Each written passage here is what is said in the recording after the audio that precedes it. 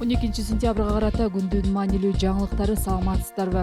Чет өлкөгө ишке орноштурган 11 мекеменин ишине тыюу салынды. Бул тууралуу 12 сентябрда Эмгек социалдык камсыздоо жана миграция министрлигинен билдиришти. Мындай чара иш менен камсыз кылган агенттиктерге көзөмөлдү күчөтүү максатында жасалып жатканы белгиленди. Министрликтин буйругу менен төмөнкү агенттиктердин иши токтотулду. Vice Group, Sales Visa, Работа есть, Койгелдиева, Aya Sofia, Flygo, Go to Germany, International Legal Bridge, Global Study Service, Lucky Drop жана Адимавор. Бул агенттиктер тургундарды Литва, Финляндия, Орусия, Польша, Европа, Венгрия, Чехия, Германия, Түркия, Болгария жана Катарга жумушка орноштурушуп келген.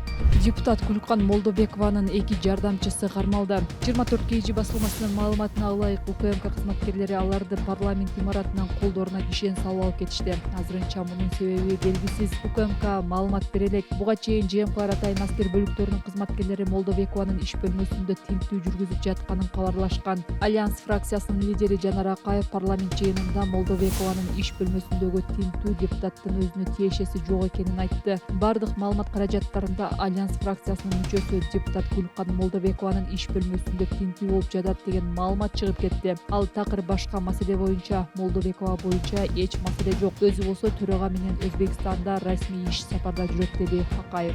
УКМК Эркештам бекетинде бажы кызматкерлерин сабаган 25 киши кармалды. 10 сентябрга караган түнү Ош облусунун Алай районундагы Эркештам көзөмөл өткөрүү пунктунда бажы кызматын көрсөтүүдө ортомчулук кылган 25 киши кармалды. Алар бажы инфраструктурасы ишканасынын кызматкерлерин сабап салышкан. УКМКнын маалыматына ылайык алар Эркештам алдын ала бажы процедура жерине карата бажы ишин монополиялаштырышып, Кытайдын Кыргызстанга импорттолуучу товарларды Кара Суу районунун аймагындагы Каратай бажы тарифтөөчү жерге чейин коштоону көзөмөлгө алышкан. Мындай аракет мамлекеттик органдардын ишмердүүлүгүнө тоскоолдук жараткан. Бажы инфраструктурасы мамлекеттик ишканасынын кызматкерлерине кол салуунун уюштуруучуларын аныктоо боюнча тергөө ыкчам иш-чараларды жүргүзүү үчүн УКМКга жеткирилди, дешти атайын кызматтан. УКМК аталган ишкана мамлекеттик органдардын кызматкерлеринин жана ортомчулардын ортосундагы коррупциялык тобокелдерди жоюу, бажыдагы жол жоболорго мамлекеттик көзөмөлдөөнү жөнгө саларын билдирди. Бул ортомчулардын нааразычылыгын жаратып, ишкананын кызматкерлерин сабоого алып келди, дешти атайын кызматтан.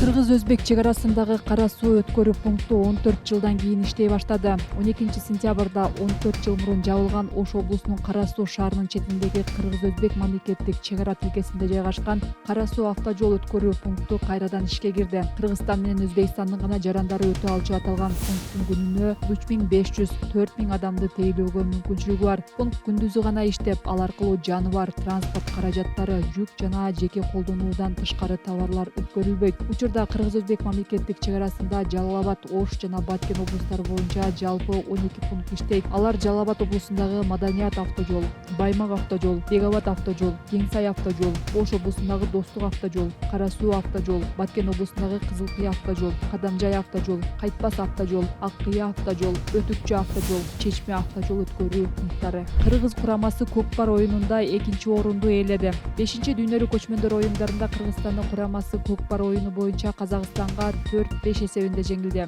Биринчи бөлүктө кыргыз улакчылары 3-2 эсебинде алдыга чыкса, экинчи бөлүктө 4-4 болуп эсеп теңелген. Кошумча 10 мүнөттө казактар биринчи болуп упай топтоп жеңишке жетти. Кыргызстан Көкпардан буга чейин Монголияны 16-0, Түркияны 15-1 эсебинде уткан. Эми 17:30да кыргыз улакчылары Көкбөрү оюнунун финалында казак курамасы менен беттешет. Дүйнөлүк көчмөндөр оюндарынын 5-күнү Кыргызстан командалык эсепте 38 медаль менен 3-саптан орун алды. Биринчиде Казакстан, экинчиде Өзбекстан келе жатат. Кыргызстанда 2 орунду жеңил тик учактар чогултула баштады. Тик учактардын видеосун президенттик администрациянын басма сөз кызматынын башчысы Дайырбек Орунбеков Facebook барагына жарыялады. Тик учактын баасы $60,000 ашык. Ал 70 литр күйүүчү май менен 600 чакырым аралыкты 3 саатта басып өтөт. Азыр мындай тик учактардан 5 бар. Муну башкарууну үйрөнүп алыш оор деле эмес экен. Ошко унаа менен 10 саатта жетсек, бул тик учактар болгону 3 саатта жетет экен, деди Орунбеков. Анын айтымында тик учактар Трансулуттук Шумкар корпорациясы тарабынан өндүрүлүүдө. Курама бөлүктөрүн польшалык компания жеткирип берүүдө.